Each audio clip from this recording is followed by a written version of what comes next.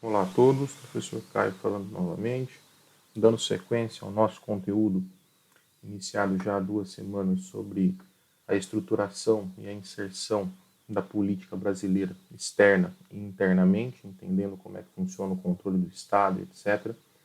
O próximo ponto nosso, ainda no contexto do âmbito estatal político, é entender que durante o século XX, principalmente no Brasil, passamos por diferentes tipos de políticas do setor econômico, muitas delas resultando na criação de alguns planos econômicos, com a tentativa, inicialmente, de trazer um desenvolvimento maior ao território brasileiro e, posteriormente, as suas consequências, principalmente no que diz respeito à dívida que o Brasil adquiriu para conseguir alguns investimentos importantes no século passado e como esses planos se inseriram, quais consequências eles trouxeram para chegar no modelo econômico que nós temos hoje, inclusive com a adoção da moeda, o real que nós utilizamos hoje também. Então a gente vai passar por um cenário de algumas políticas econômicas que se desenvolveram ao longo do século passado, principalmente, como forma de entender essa estrutura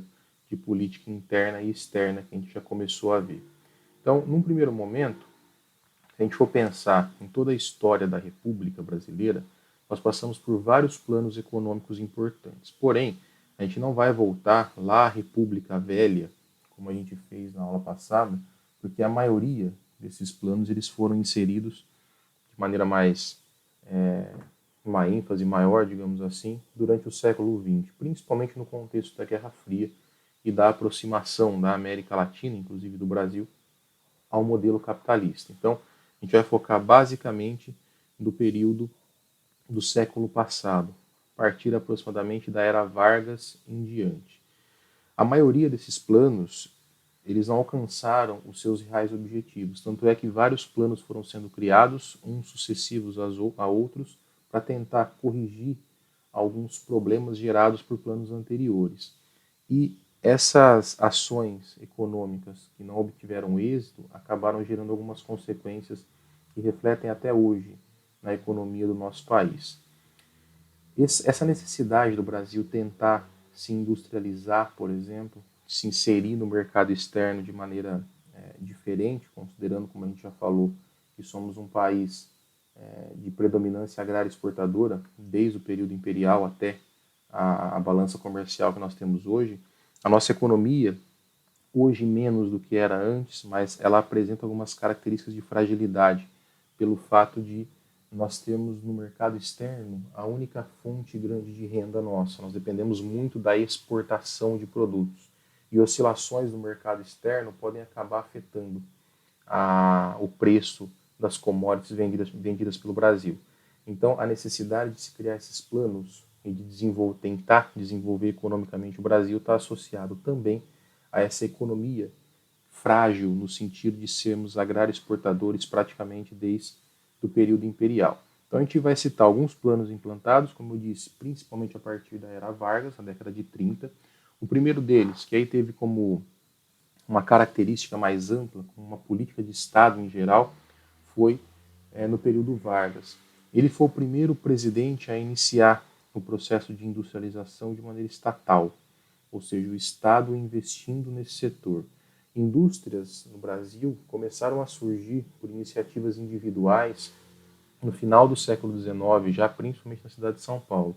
Mas como uma política pública de implantação de um modelo industrial foi apenas na década de 30 do século passado que se iniciou com Vargas. Como o Brasil não possuía um parque industrial, uma base para se desenvolver, ele teve que começar do início.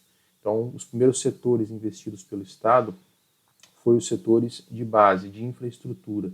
Indústrias de base, como, por exemplo, a Companhia Siderúrgica Nacional, que ainda ela existe, não é mais estatal, mas ela ainda existe, mas tinha por objetivo principal criar uma infraestrutura básica, como, por exemplo, a extração e a industrialização de minério de ferro, fabricação de aço, para dar suporte ao desenvolvimento de outras indústrias. Cabe ressaltar que, nesse momento, na década de 30, Vargas se viu obrigado a investir em outro setor, porque até então o que movimentava a economia brasileira era o café. E com a crise de 29 e a quebra da Bolsa de Valores de 29, o café também entra em declínio. O Estado se viu obrigado a investir em outros setores. E o setor que Vargas passa a implementar no Brasil como política de Estado é o setor industrial. Muitas indústrias foram desenvolvidas nesse período, criadas pelo Estado. Então foi a época de surgimento de várias estatais. Essas estatais para dar suporte, principalmente, a indústrias que viessem a se desenvolver posteriormente. E Vargas fechou a economia, investiu muito internamente. Ele não permitiu, por exemplo, a entrada de indústrias de fora. O objetivo de Vargas era tentar fortalecer uma indústria interna, criando, inclusive, indústrias estatais, empresas estatais. Eu citei algumas importantes aqui, que foram as que criaram base para o desenvolvimento de um parque industrial. A Companhia Siderúrgica Nacional é uma. Nesse momento data a criação da Petrobras, única multinacional brasileira que nós temos até hoje, ainda uma empresa estatal, foi criada em Vargas, também com o mesmo intuito da Companhia Siderúrgica Nacional, de criar matéria-prima básica para outras indústrias se desenvolverem, no caso, a Petrobras no ramo de petróleo. Também criou a Vale do Rio Doce, na verdade foi o princípio da Vale do Rio Doce, ela não levava esse nome ainda. Quem criou a Vale do Rio Doce como empresa de fato com esse nome foi posteriormente na ditadura militar, que a gente vai chegar lá. Só que a base para o desenvolvimento da Vale do Rio Doce foi a Companhia Siderúrgica Nacional. Então, a gente pode citar que o embrião da Vale do Rio Doce foi criado em Vargas, mas em si, a fundação da empresa aconteceu algumas décadas posteriormente, que a gente vai chegar. E também a tentativa de integrar o território conectando espaços mais distantes, como, por exemplo, foi nesse momento, nesse período, a criação dos Correios também, como uma empresa também estatal que buscava integrar o território. O segundo grande plano foi implementado já com o fim da era Vargas, no governo Juscelino Kubitschek, na década de 50. Juscelino Kubitschek ele implementou um plano chamado Plano de Metas. O principal objetivo desse plano, que inclusive era evidenciado pelo seu slogan, era tentar fazer o Brasil crescer 50 anos em 5, ou seja, tentar implementar um crescimento econômico enorme, coisa que não era tão simples de fazer e demandava custo, dinheiro. Ele priorizou 5 setores importantes. Ele deu continuidade ao setor de base, criado inicialmente por Getúlio Vargas, principalmente de energia e de transporte, a indústria de base em si, para dar um suporte para outras indústrias se desenvolverem, e também passou a investir em setores de maneira bem incipiente, bem inicial, mas principalmente na educação, com o objetivo de tentar criar uma mão de obra minimamente qualificada, coisa que o Brasil ainda não tem, e naquele momento tinha menos ainda. Ele foi o responsável em abrir a economia brasileira, permitindo a entrada de capital externo, principalmente de indústrias automobilísticas que vieram, sobretudo, dos Estados Unidos. Cabe lembrar o contexto que a gente estava inserido nesse momento, era o início da Guerra Fria. O Brasil se aproximou do modelo capitalista estadunidense, e uma das estratégias do capitalismo estadunidense foi implementar parques industriais, indústrias em si, em países que se aproximaram do modelo capitalista. O Brasil não foi diferente. Então, Juscelino permitiu a entrada de indústrias estrangeiras, coisa que Getúlio Vargas não havia feito anteriormente. O contexto era diferente, mas ele foi responsável em abrir a economia brasileira. Só que com a vinda, principalmente de indústrias automobilísticas, uma infraestrutura mínima de rodovias teve de ser construída. O Brasil não possuía uma rede rodoviária tão grande. Foi a partir desse momento que o modelo rodoviário passou a ser predominante no Brasil, coisa que é até hoje. Então, se o nosso modelo de transporte é o modelo rodoviário, isso se deve ao governo de Juscelino Kubitschek, que passou a investir nesse setor para dar suporte a essas indústrias de automóveis que vieram se instalar principalmente na região do ABC, na região metropolitana de São Paulo. Ele também investiu em setores de energia, que eu citei há pouco, por exemplo, intensificando a construção de hidrelétricas, que hoje também é a principal matriz energética brasileira, a produção de energia elétrica a partir dessas grandes barragens. E ele foi responsável também em alterar a capital do Brasil, tirando o Rio de Janeiro e promovendo a construção da capital Brasília, quando inaugurada e até hoje a capital federal do território brasileiro. Cabe a gente pontuar que todos esses investimentos não caíram do céu. Precisa-se de dinheiro para fazer certos investimentos. O Brasil não tinha. Qual foi a saída encontrada por Juscelino Kubitschek foram empréstimos, também uma estratégia da Guerra Fria, do modelo capitalista. Nesse momento surgiu o FMI, o Fundo Monetário Internacional, que era um banco que emprestava dinheiro aos países que se alinhassem ao capitalismo. Foi o que o Brasil fez, ele conseguiu empréstimos vultuosos do FMI para conseguir implementar essa série de investimentos. Mas lembrando que quando você pega dinheiro emprestado, uma hora ou outra você tem que pagar.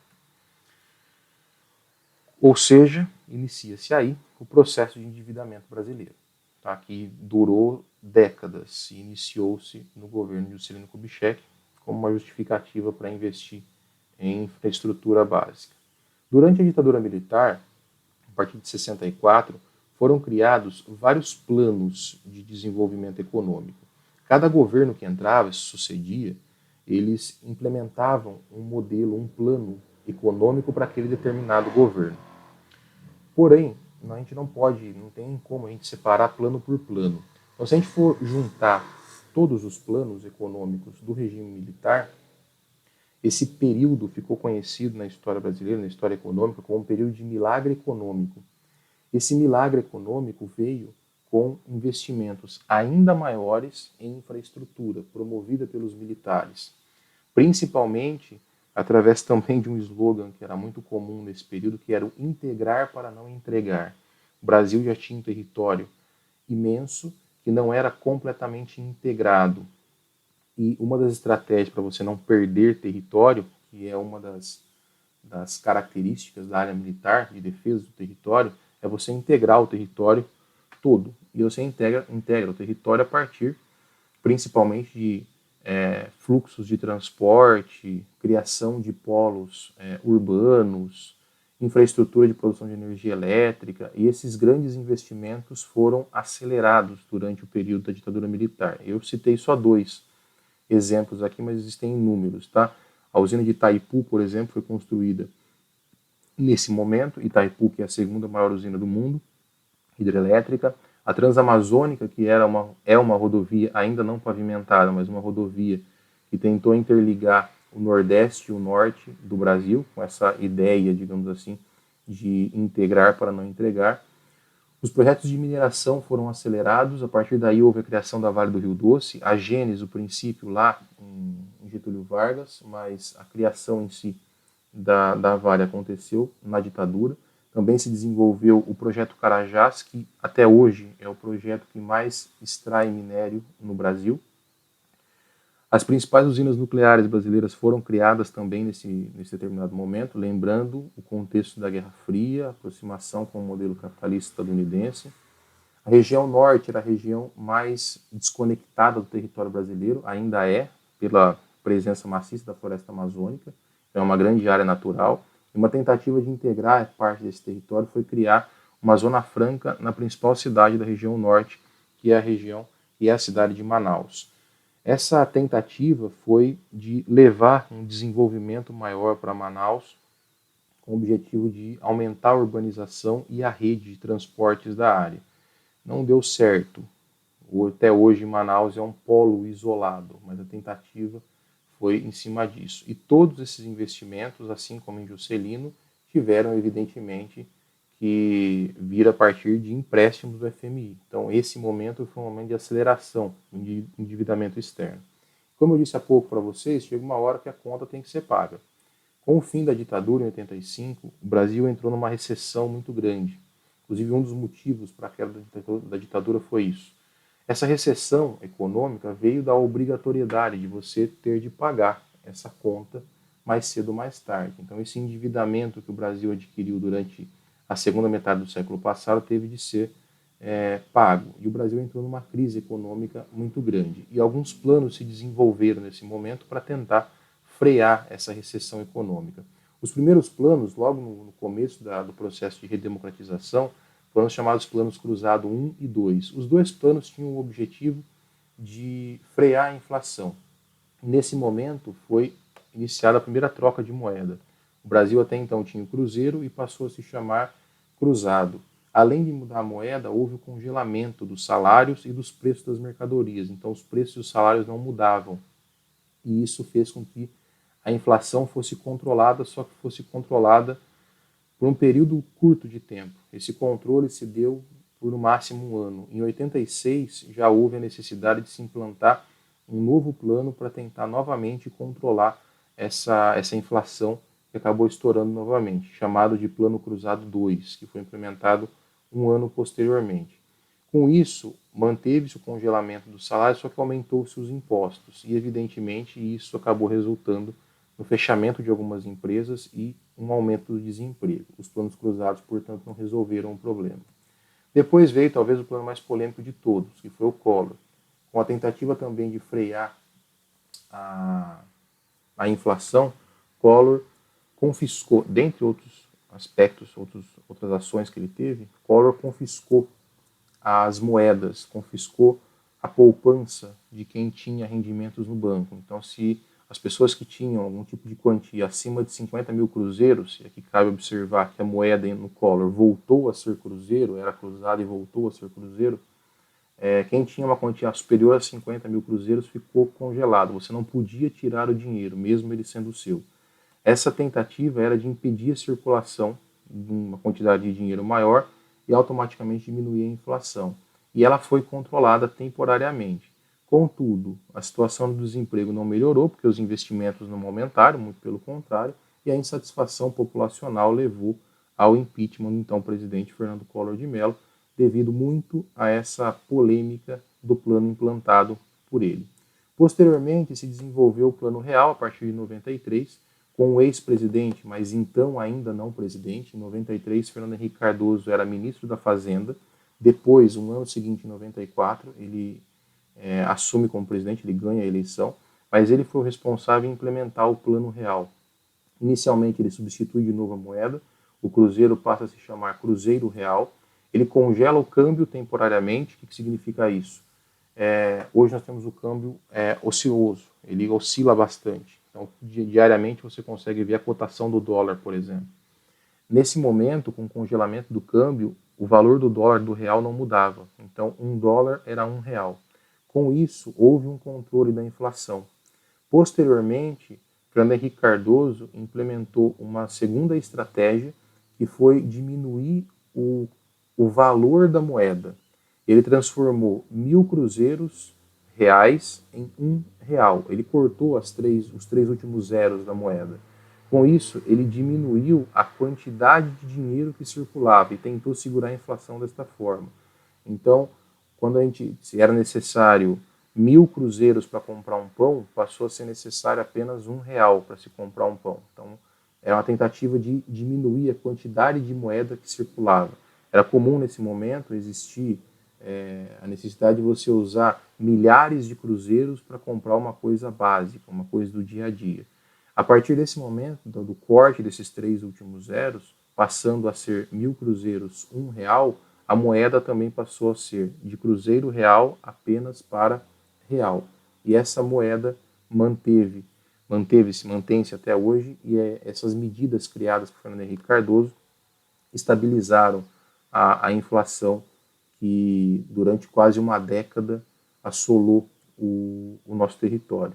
Esse controle inflacionário feito por Fernando Henrique Cardoso foi o que chancelou ele na corrida presidencial do ano seguinte. E ele iniciou o mandato em 94, foi reeleito, e a eleição e reeleição dele, que foi em 94 a 98, depois de 98 a 2002, veio muito em cima desse bem-sucedido plano que ele implementou quando era ministro da Fazenda. E a partir daí, o controle inflacionário brasileiro se estabilizou e nós temos a moeda real sendo utilizada até hoje. Na aula ao vivo, nós seguimos para os exercícios e, eventualmente, para algumas dúvidas. Então, nos vemos na aula ao vivo. Até mais.